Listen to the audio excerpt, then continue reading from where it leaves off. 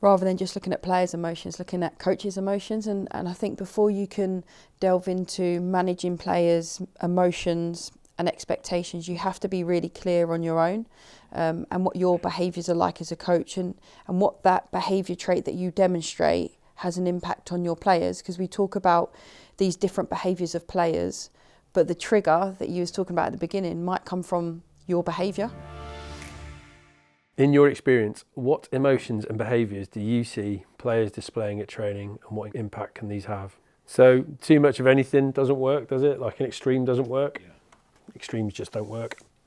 So if we're too vitriolic in our celebrations, if we're too on edge, that can boil over into dysregulation, can't it, in another way, when things don't perhaps go their way. If we're too negative, pessimistic, that can affect and acting out that kind of behaviour, that can affect safety, learning and respect. We talked about those.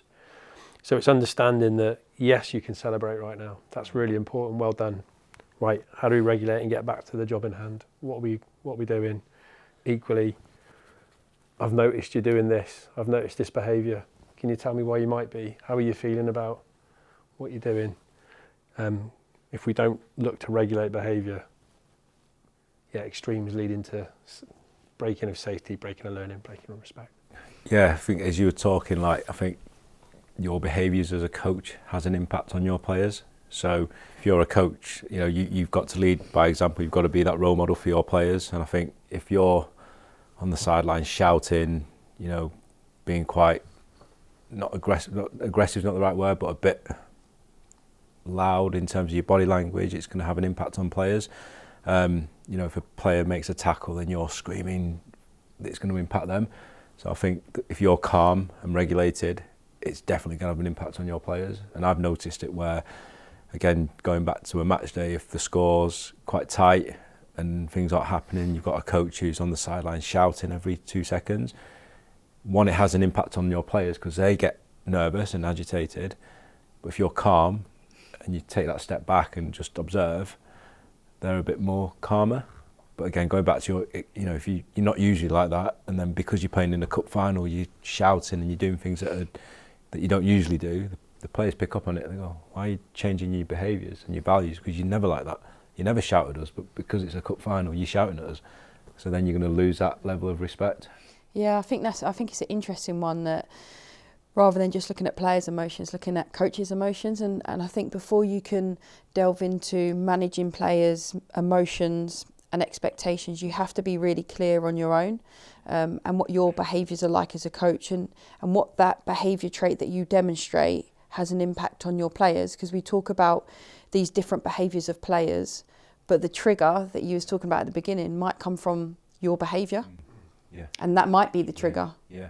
So I think it's really important as coaches we understand our own behaviour first before we can even delve into players' emotions. How can coaches help players control these emotions and behaviours at training? For me, it's like understanding them as a person and as a player. So person first, player second. I think observing and understanding what their triggers are, and then we can go from there. Telling them what the session's going to be about, structure boards. We're going to do this, this, this, this, this.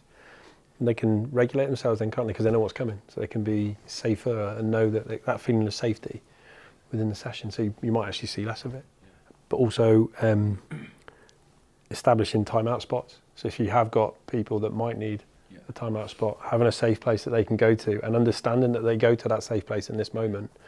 So, Loz, I got to go because such and such is round the goal again. I've got to go and speak. So session's yours. I'm going and understanding that stuff. That's really important. When we deliver our coaching disabled footballers CPD, our makeup is we're really big on having a timeout, not a timeout area where players can go off and just have a bit of time. We've also utilised fidget toys. So we put in sometimes, and allowing those players with neurodiversity to go, actually, you don't have to be physical all the time in the session. If you just need 2 minutes, some fidget toys or some smaller balls for you to play with, just take yourself off. And I think that's really important at any age, because essentially when we work with players, sometimes they need that time out. Others might just be raring to go. They just want to play all the way through. There are going to be one or two who might just go, actually, I just need 2 minutes on my own. I just need to chill out. Say it to the kids, if you need to chill out, just go and take a drink, go and have a sit down, and then when you notice that, you then go and have a chat with them. And I think that's really important, that we don't focus on, right, between 5 and 10 minutes I've got to get through this in my session because I've got it in my session. Actually, I can just take a step back sometimes because the kids aren't ready to move on. Yeah, I think we talk about the game a lot and we talk about training. Training ultimately is to set you up for the game. So we look at it in terms of the technical and the tactical side of the game, but what about the emotional side of the game? So I see it a lot, and I think we can all relate to that you go to a practice and a coach puts a session on, and then they put me to a game at the end, and then we stand there and we talk to each other. And then before you know it, a foul's happened and we shout out, play on, it don't matter.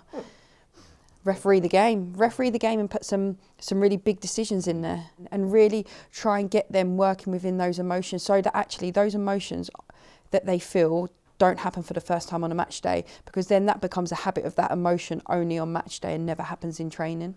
What emotions and behaviours have you witnessed from your players on a match day, and what impact can these have? Our behaviour, to a large extent, will dictate what we see, won't it?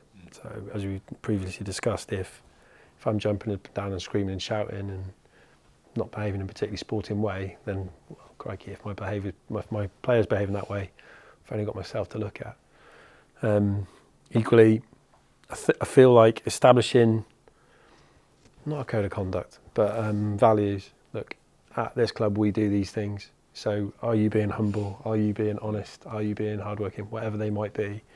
We can hold ourselves as coaches accountable to that stuff. We can also hold the players accountable to that. So that provides some form of barometer, if you like, in terms of our behaviours. Yeah, I think it's important that we look at self first. We touched on that earlier, just our own emotions as a manager, as a coach. I think it's important to mention that there is a time and a place for every emotion, and it's the way in which that emotion's projected onto the players. I think we kind of creating this image that you need to be a calm, collective coach and you can't show emotion. But actually, sometimes that emotion is needed from players to know that you care. So it's in the right way at the right time, and it's not an out of character trait that you have. It's the first time the players are ever seen on match day. They know you're passionate, and they know that they might see that from you from time to time, and that might be to get a reaction to drive tempo. So I think it's important just to say that there's no right one emotion. There's loads of different emotions, and different emotions work at different times in the game.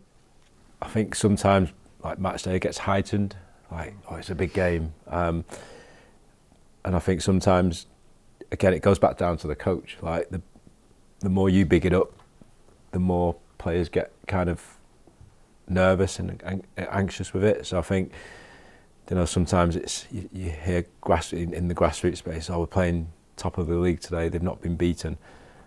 And then you might be second, or you might be both challenging for that league title, and you kind of, everything that you do goes out the window. So, it might be, I don't know, you played equal playing time throughout the year, for example, and you're in this game where you go, actually, if we win it, we get this. If we lose it, we get this.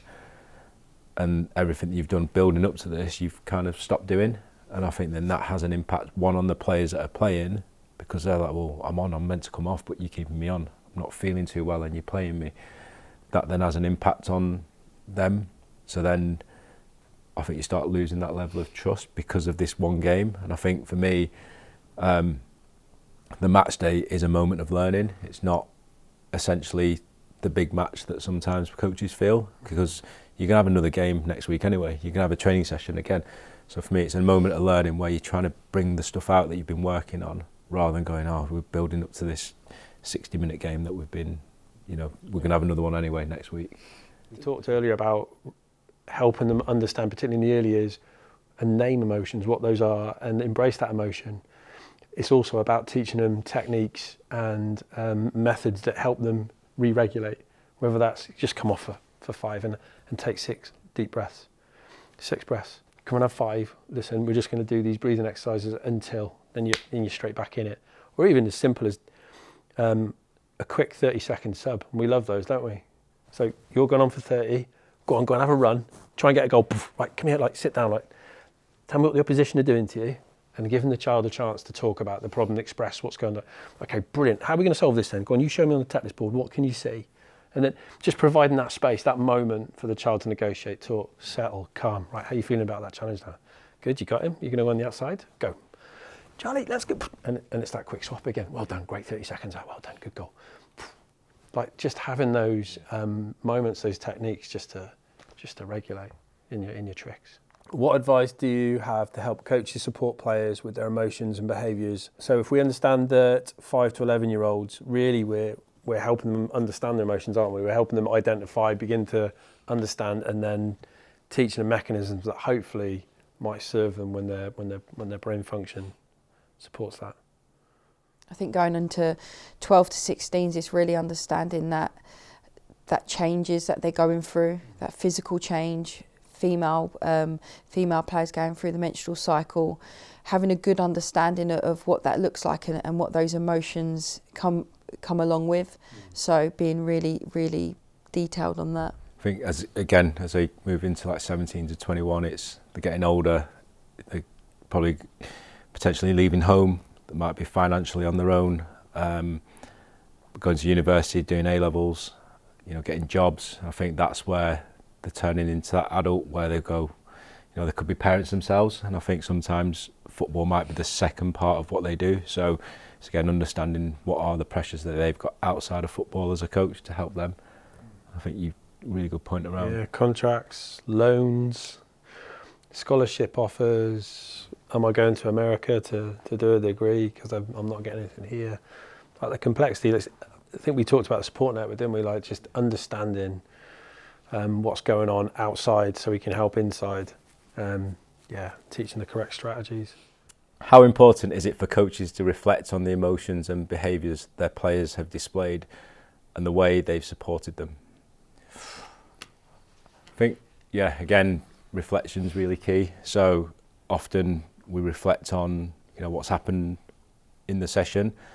I think at times we may have to reflect on how the players have been in the session in terms of from a social or a psychological point of view. So how were they when you asked them to come in and listen? How were they when you gave an instruction? So I think sometimes it's often we reflect on the on-the-ball stuff or on the pitch stuff, but actually we may have to reflect on what they're doing off the ball and what they're doing off the pitch. Yeah, I think it's key as well just to have those boundaries of what's acceptable and what's not acceptable. I think what we don't want to do is start saying every time there's what we deem as maybe a negative behaviour that we don't want these players to demonstrate them, because that's part of their personality and what makes them them. So we don't want to discourage that. We just want to help manage it. So it's first of all putting out those boundaries of what we deem as acceptable within our sessions, and the players have to buy into that as well. And I think that's really important, because at the end of the day, we don't want to be changing these individuals. That's what makes them them. Yeah, that social construction of here we do these things, out there we don't. We do these things here. We don't do that here. That's a great way to come at someone, isn't it? When you talk to someone, look, we don't do that here. I love that point about understand that these emotions are valid, and actually sometimes that's a player's edge. Like if you look at the boys' game, like that could be a player's edge. That bit we're trying to pasteurize, that's their edge that will help them in the change room, that's their edge that will help them on the pitch, that's their edge on the pitch.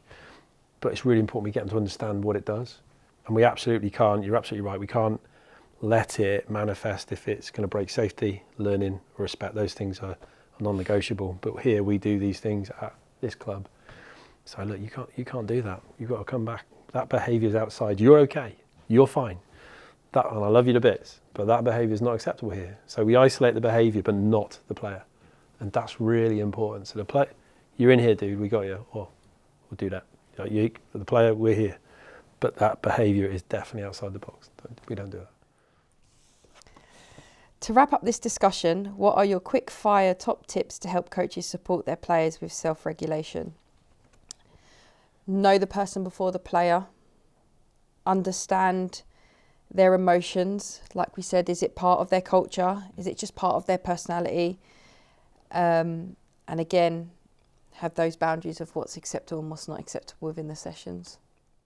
That's nailed on though, like a safe, secure environment, establishing what we do here, what values we do here, and understanding that, if we break safety learning and respect, we probably need to talk. You know, we do need to talk.